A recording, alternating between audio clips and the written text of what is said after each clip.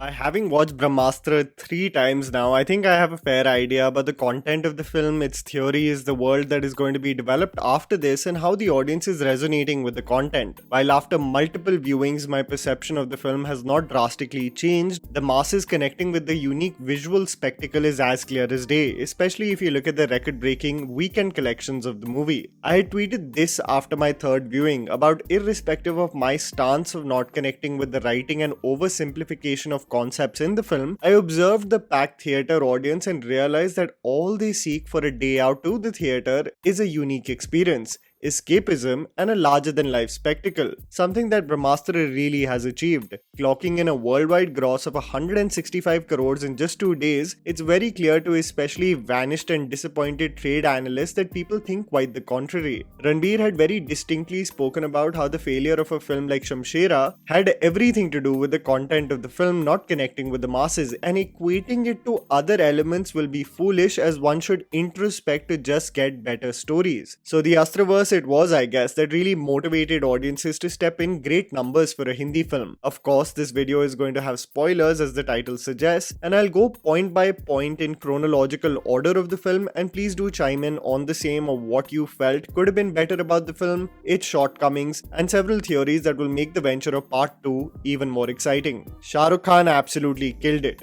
To see Shah Rukh Khan on the big screen is an absolute treat. We haven't seen him in a lead role in 4 years, and to see him in snippets appear in movies still leaving an impression is just a testament to his ability and stardom. The action set pieces with the scientists really were so well choreographed. While I thought the dialogues of calling the villain sidekicks Genda, Hathi as trash talk was rather childish, the set pieces of running through the apartment was a feast for the eyes. Nothing beats, however, the moment the scientist uses the Vanar Astra and flies to the sky with the presence of a Vanar roaring in the sky. It immediately generated hooting and cheering in theatres. Are we also going to believe that Ayan has created his own multiverse, or this is just a progression of Mohan Bhargav from Swades to have acquired the powers of the Vanar Astra in the future? The correlation of the names was something that was music to the ears of most cinema enthusiasts. The longing for one another is beautiful. The thing that Ayan was really going for was the concept of fate joining two souls together, and more importantly, unexplainably being drawn to one another. Karan Johar had once spoken about how the discourse around films had become so analytical that even two characters falling in love with one another needed several grounds of establishing. But the truth is that love sometimes just happens. I still stand by the fact that the romance was half-baked and beating around the bush about childish concepts most of the time, but the unsaid attraction they felt for one another was really well captured by Ayan Mukherjee, especially as the sad Kesariya version plays as Ranbir looks at Alia in a beautiful white sari, and even the moment where the DJ version of Rasiya plays and they have eye contact with one another. These unspoken moments really is what heightened or made love at first sight even more plausible. Alia Bhatt and dumbed down dialogues. Even after viewing the film 3 times, the unanimous criticism of the film still stays true that the dialogues are dumbed down to the point where you actually start to wonder whether this film is catered to a very young demographic, or two, they really think of us as being airheads to not understand even simple concepts. A case might be brought up about the movie being in production for so long that it also is outdated with the way characters interact with one another. But I was still cringing in moments like अंधेरे में light को ढूंढो, light वो रोशनी है. Alia capturing moments by saying click. The worst for me still are the concepts being explained, like the Brahmastra being denoted as कुछ ऐसा triangle type का है जिसको जोड़ो तो गोल बन जाता है, पिज्जा जैसा. Or even the trigger of powers being termed as तुम्हारा बटन क्या है. The dumbed down dialogues really was a sore to the ear. But let's get to what I couldn't expand upon in the review. Alia Bhatt's character. Isha reduced to being a love interest. There is no way one can tell me anything more than the fact that Alia Bhatt as Isha is just a heroine who falls in love with the hero. The reason why I disconnected with the love story in the film was that Alia's need to go on this adventure with Shiva about a world she has no idea about is explained to be just because she has childlike wonder and is of an impulsive nature. With one meeting, taking the leap of faith to join him in Varanasi can't be just reduced to you being adventurous. And I feel like her describing herself as Parvati before they go to save Nagarjuna's character has to have some form of foreshadowing. That dialogue needs more depth or needs to correlate Alia having a stake in the journey. Some connection, anything. Imagine the case of her being Amitabh Bachchan and Dimple Kapadia's daughter and having actually been assigned to recruit Shiva and in the process falling in love with him. Imagine the situation where she has some powers that could be used in the climax to the shock of Ranbir, only to understand that she knew his capability all along. I wish she had more of a connection to the Astraverse than just being a girl who falls for a man and has an obsession with shouting his name, Shiva, every 5 minutes. I wonder also, Alia keeps on asking Ranbir, Shiva tum kaun ho? Tum kaise ho? Tum kya ho? But has Shiva ever thought of asking Isha, Tum kaun ho? Tum kaise ho? That's some food for thought. Kesariya. I have to say that I was quite underwhelmed with the integration of Kesariya in the film. While it still denotes the couple traveling to Varanasi, it gave me a feeling more of a music video than fitting into the screenplay. The journey there is of utmost importance, and the time is ticking where the artist and his life is under threat. And to suddenly change the mood to an uplifting romantic number in and around the streets of Varanasi was rather cliche, and I feel like it seemed more of a popular number just forced in the narrative.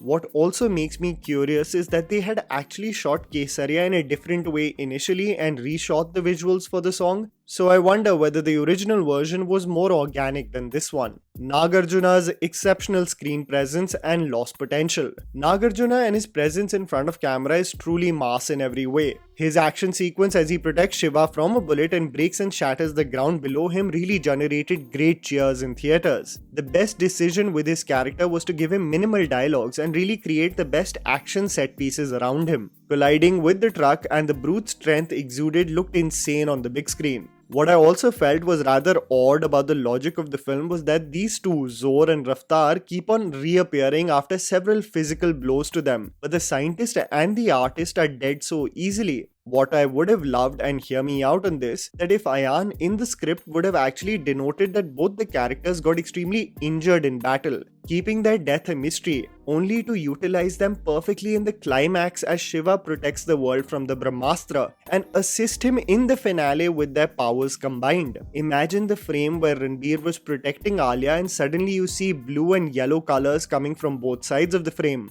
The visuals of the Vanar Astra and the Nandi Astra just appear out of nowhere. The frame widens and you see both Shah Rukh Khan and Nagarjuna fighting against Brahmadev's goal to use the Brahmastra. The visuals would have been insane. The squeaky Alia dialogue delivery. I think it's also pretty clear that this is a young Alia Bhatt, so despite being just reduced to a love interest in the film, I'll get the fact out of the way that she looks absolutely beautiful in each frame, but she still possesses a squeaky nature with her dialogue delivery that is reminiscent of her early part of her career rather than the more experienced actor we know today. The Shivas through the car chase sequence and calling Raftar a cheapo, I won't lie, still made me laugh, but it actually looked like Alia the kid was performing the role of Isha. The best interval block. I cannot say enough about the interval block of this film. The car chase sequence was anyway so exhilarating, concluding with the two characters communicating their love for one another and the ultimate reveal that Raftar is still alive. And lo and behold, Shiva uses his untapped and unknown energy with fire as a rousing background score with the lyrics Swayam Hi Tu Agni Hai plays. Preetham really is doing a disservice to the fans by not officially releasing the background score in Russia. But Hindi cinema, I want to again reiterate, barely takes the interval block seriously, a concept that has been mastered by Tamil and Telugu cinema. And just to see the marriage of staging, background score and a cliffhanger for the audience to tune in for more, it really produced the best concoction. Halt in proceedings and Amitabh Bachchan stalling. I think as the second half of the film commenced, there was an almost halt in the beautiful building that Brahmastra did in the first half. Amitabh Bachchan is in fine form in this film, but what annoyed me the most was that his character constantly stalled information for Shiva until it was so late that he had to blurt out exposition dialogues in such quick fashion that even as an audience you have to imbibe so much information so fast. I think the sequence leading up to the training montage really slowed down the progression of events, and it makes me think that cutting down on the running time a little more would have benefited the film a lot. need for Alia to go, and Dimple Kapadia's presence. I also found it so odd that Alia, while having no stake in the game, is sent to get Shiva's belongings from his house, while literally anyone could have done that. Why was Dimple Kapadia reduced to being a helicopter pilot and nothing more is beyond me? But it almost seemed like she was just driving Isha around as she pleased. While Isha is getting the important shunk for Shiva, what was the most unintentionally funny moment for me from the film was when she gets attacked by Zor. Shiva gets the visions and they are immediately on call with each other. A massive blow to a normal human, Isha is casually on the phone immediately after the attack and is all like, "Yup, I'm fine, relax, thodi chot lag gayi." And I was like, how is Alia so durable? Does she have healing powers? And to my sad conspiracy theory mind, nothing materialized. Oversimplification of concepts. While exploring the conversation between Ranbir and Amitabh Bachchan, specifically in context to Ranbir's relationship with fire, there is an interesting dichotomy explored of fear and love. The question of whether his own fire could have led to the death of his mother. What was one's biggest fear in the film was that if they reduce it like the Multiverse of Madness or even Interstellar to the power of love, and what we got was exactly that. Power of love supersedes everything, but when the love story itself wasn't explored or expanded upon as well, I think it really was a reflection of the rudimentary writing of the film that oversimplified and dumbed down concepts. Amitabh Bachchan again leaving exposition far too late. As I previously said, Amitabh Bachchan's character really leaves explaining the concepts far too late in this film, but when he describes the origin story of Shiva, my interest peaked immediately. The exceptional visuals of Dev and Amrita are showcased. A man so powerful that he had the possession of several astras, but fire being his identity,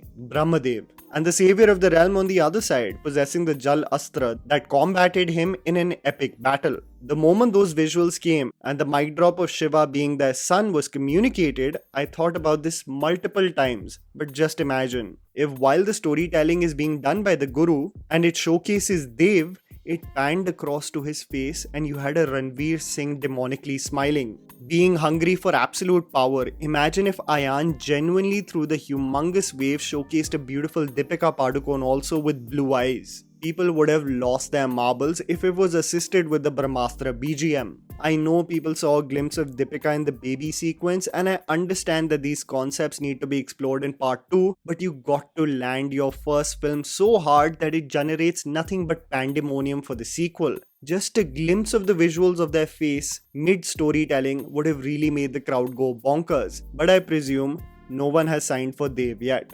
Roaming around freely.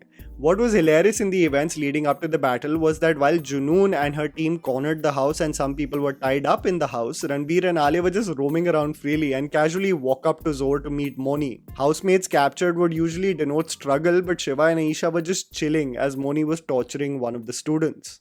Moni Roy deserves praise. You remember when the teaser came out and Moni was being ridiculed for just being a Nagin TV serial actress, and all the guys who whine about the lack of opportunities in Bollywood were calling her a Sasta Wanda and now are praising her for her work in the film. The hypocrisy of how the herd reacts is genuinely insane to me. I think she brought the much needed evil and demonic possession of a woman consumed only with one goal: to serve her master. But you know what was the most frustrating part? While she is absolutely brilliant in the role, I wondered, who is Junoon? How and why was she chosen by Brahmadev to be on this rampage? What was her life before this? Shiva also tells her that she is possessed by someone else's powers. I would have loved it if they really explored the origin story of her character. It would have really accounted for an even more impactful villain. Ultimate Climax Battle is phenomenal. I can't tell you how many moments the crowd in both the IMAX shows I went to reacted to the Climax Battle. Every time Amitabh Bachchan surprisingly appeared, the moment even a little Tenzu assisted in the battle, the way Shiva burned the bullets coming his way only to Sandman style make a human version through fire. Nothing beats, however, the moment of him running through the field as the Agni Astra transforms from a sword to a gad. The action sequence really roused up the best reactions from the audience. While Rasya really heightened the ultimate climax, I would have liked if Alia didn't constantly shout Shiva as Ranbir approaches her, but they just played Rasya in its full swing without the dialogues.